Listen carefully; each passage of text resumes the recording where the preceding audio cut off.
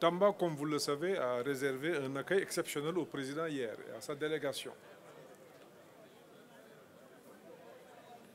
Beaucoup de visites, beaucoup d'audiences, mais surtout, beaucoup d'inaugurations. Tout de suite, nous avons démarré le conseil présidentiel où un bilan a été fait. On s'est rendu compte que toutes les promesses qui ont été faites ont été totalement exécutées et dépassées.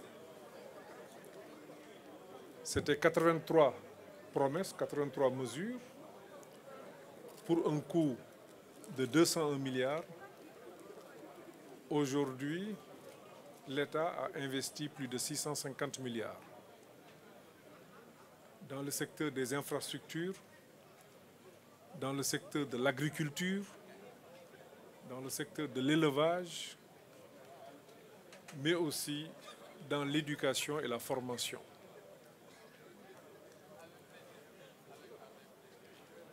Il n'empêche qu'il y a encore beaucoup de choses à faire ici, dans cette région. C'est pour cela que nous avions proposé au chef de l'État un plan triennal où il était possible d'engager immédiatement 374 milliards qui sont déjà dans notre programme triennal d'investissement. Pour 8 secteurs, les infrastructures, l'agriculture, l'élevage, l'énergie, le tourisme et les secteurs sociaux. Le président a réajusté ce chiffre à la hausse. Il estime que l'université de Tambacounda doit démarrer. C'est l'université du Sénégal oriental, où, d'une prévision de 18 milliards, le président a estimé qu'il faut aujourd'hui, tenant compte de ce qui a été fait dans d'autres régions, que le gouvernement s'engage un peu plus. Il en est de même pour l'hôpital de niveau 3. Tamba n'en a pas encore. Le président souhaite que dès 2023, que les travaux relatifs à l'hôpital de niveau 3 de Tambacounda puissent démarrer. Il a aussi engagé le gouvernement par rapport au Khayundawi, parce que nous avons fait un diagnostic sans complaisance et l'on s'est rendu compte que dans le processus de recrutement, cette région a été un peu défavorisée. C'est pour cela qu'il a demandé que dans le programme de Khayundawi, que 1088 jeunes soient recrutés immédiatement dans le cadre des différents projets que nous avons, qui peuvent concerner soit le cadre de vie, qui peuvent aussi concerner d'autres emplois qui sont clairement identifiés.